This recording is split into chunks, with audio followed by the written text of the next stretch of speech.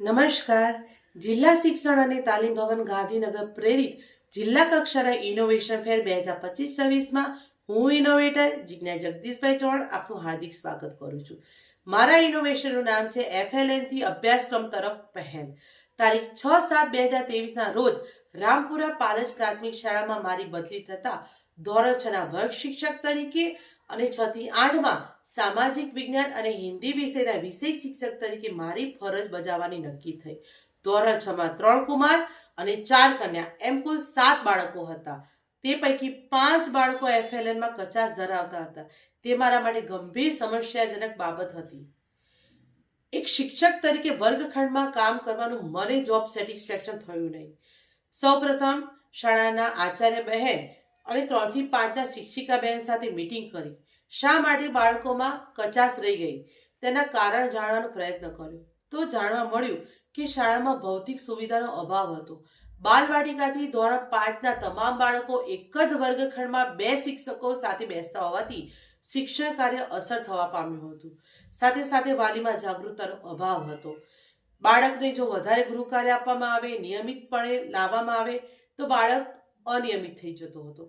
બીજા તબક્કે ધોરણ 6ના તમામ બાળકોના વાલી સાથે વ્યક્તિગત વાલી મીટિંગ કરી, વાલીઓનું વોટ્સઅપ ગ્રુપ નિર્માણ કર્યું, અભ્યાસક્રમ અંગે જાણકારી આપી, બાળકો નિયમિત શાળામાં આવે, ગૃહ કાર્ય લઈને આવે અને કારણ વગર સામાજિક કાર્યક્રમોમાં બહારગામ જવાનું ટાળે તેવા પ્રયત્નો શિક્ષિકાબેન દ્વારા કરવામાં આવ્યા. શરૂઆતના સતત 15 દિવસ સુધી બાળકોનું મેં માઇક્રો ઓબ્ઝર્વેશન કર્યું. તેમાં વાંચનની ટેવ, લેખનની પદ્ધતિ, ગણન કૌશલ્યોનું નિરીક્ષણ કરતા જોવા મળ્યું કે બાળકોમાં પાયાનું અક્ષર જ્ઞાન હતું, એટલે અભ્યાસક્રમ તરફ લઈ જઈ શકાય તેમ હતું નહીં. FLN સાથે અભ્યાસક્રમ પર ચલાવવાનો હોવાથી અભ્યાસક્રમની સાથે સાથે FLN પર વધારે ભાર મૂકવો પડે તેની જરૂરિયાત જણાઈ. એટલે શિક્ષિકાબેને રોજિંદો 1 કલાકનું સમયદાન આપવાનું નક્કી કર્યું. આપણી રાષ્ટ્રીય શિક્ષણ નીતિ 2020માં પણ જણાવ્યું છે કે ધોરણ 3 સુધીના તમામ બાળકો FLNમાં વાંચન, લેખન, ગણન કરી શકે છે. આ મુખ્ય ઉદ્દેશ આપેલો છે. તો મારા ધોરણ 6ના બાળકો કેમ ના કરી શકે? એક હકારાત્મક વિચાર સાથે FLNનું સુંદર મજાનું આયોજન નક્કી કર્યું. તારીખ 23 ઓગસ્ટ 2023ના રોજ બાળકોની પ્રી ટેસ્ટ લેવામાં આવી, જેમાં ધોરણ 6ના 7 બાળકો પૈકી 5 બાળકો 0 થી 5 ગુણ ધરાવતા હતા. એટલે કે 5 બાળકો હજુ પણ કચાશ ધરાવતા જોવા મળ્યા હતા.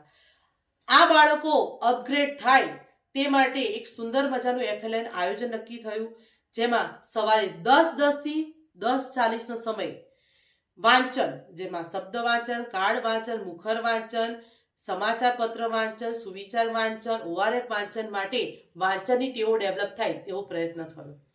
પ્રાર્થના બાદ 11:30 થી 12નો સમય લેખન કાર્ય માટેનો નક્કી થયો અને 12 વાગ્યાથી 12:30નો સમય ગણન કાર્યનો ફાળવવામાં આવ્યો. અભ્યાસક્રમ પણ સાંકળવાનો હોવાથી સાંજના 4 થી 4:30નો સમય જે તે તાસ ફાળવણીનો નક્કી થયો અને 4:30 થી 5નો સમય ફરજિયાતપણે જૂથ કાર્ય, જેમાં FLN અને અભ્યાસક્રમના મુદ્દાઓને સાંકળીને જૂથ કાર્ય કરવામાં આવતું હતું. સાંજે 5 વાગ્યાથી 5:30નો સમય છૂટ્યા પછીનો સમય એ FLNની મુદ્દો દ્રઢીકરણ કરાવવા માટે FLNમાં એક્ટિવિટી થ્રુ લર્નિંગ કરાવવામાં આવતું હતું.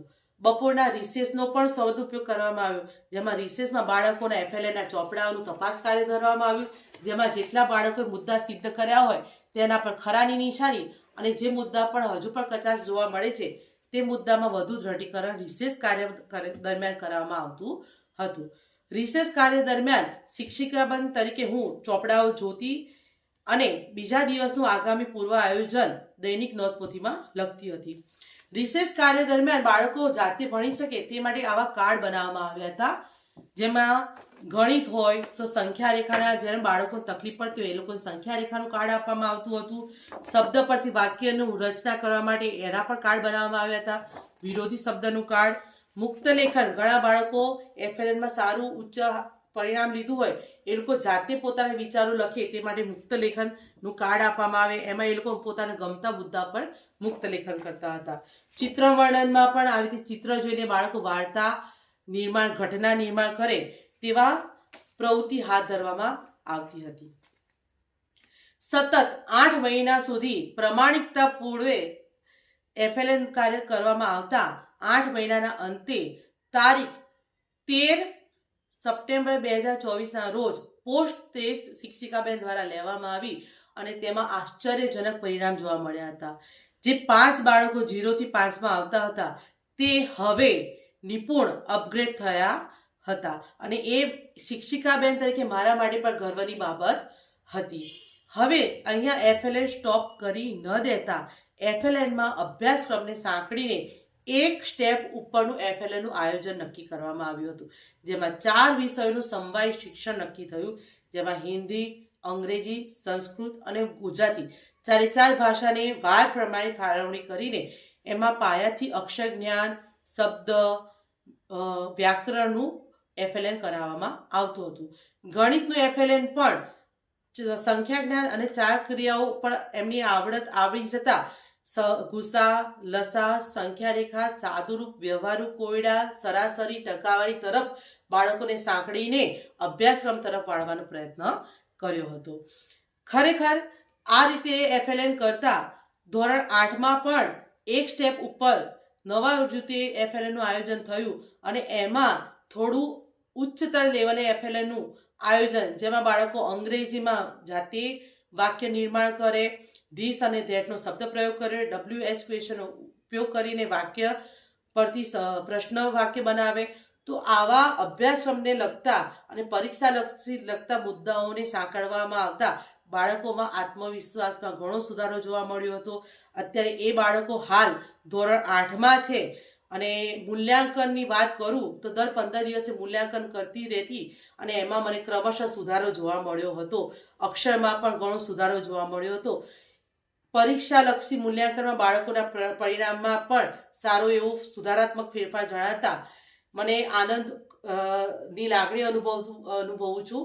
અને બીજી એક વાત કરી શકું કે જે બાળકો અગાઉ આ શાળામાંથી દાખલો લઈને પ્રાઇવેટ શાળામાં ગયા હતા તે બાળકો 2 બાળકો પુનઃ શાળામાં પાછા આવ્યા અને પ્રાઇવેટમાંથી સરકારી શાળામાં પાછા પરત આવવું એ અમારા માટે ગર્વની બાબત પણ હતી. અને એ બીજી વસ્તુનું પણ થાય કે માત્ર ભણવાનું મૂલ્યાંકન ન કરતા અધર એક્ટિવિટીને જોતા આ જે FLNમાં કચાશ ધરાવતા બાળકો હતા તેમણે 8મા ધોરણમાં આવીને સાંસ્કૃતિક કાર્યક્રમમાં પણ બધા બાળકોએ સહયોગી ભાગ લીધો હતો અને એમાંની એક બાળકી આજે જિલ્લા કક્ષાના સાંસ્કૃતિક કાર્યક્રમ એકપાત્ર અભિનયમાં પોતે ભાગ લેવા જઈ રહી છે, જે અમારા માટે ખૂબ જ આનંદની વાત છે. અને ગણિત વિજ્ઞાન પ્રદર્શનમાં પણ આ તમામ બાળકોએ પોતાની 5 વિભાગમાં કૃતિ રજૂ કરી હતી. તો દેખીતી રીતે હું એમ માની શકું છું કે જો આ રીતે પદ્ધતિસર FLNનું આયોજન કરવામાં આવે તો બાળકો સરળતાથી કઠિન તરફ અભ્યાસક્રમ તરફ સાંકળી શકાય છે. એમનામાં આત્મવિશ્વાસનો વધારો થતાં તેમની સર્વાંગી શક્તિનો વિકાસ બી થાય છે.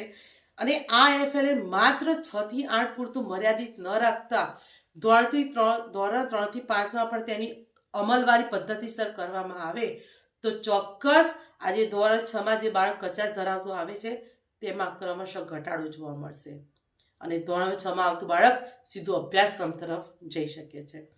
હાલ આ પદ્ધતિથી શિક્ષણ કાર્ય FLN કાર્ય મારા વર્ગખંડમાં થાય છે, મારા શાળામાં થાય છે અને મારી સાથે યુટ્યુબના માધ્યમના પ્રચાર પ્રસાર દ્વારા મારા સાથી મિત્રો પણ આ રીતના FLNનો ઉપયોગ કરી રહ્યા છે. તો ધન્યવાદ. જય હિન્દ, જય ભારત.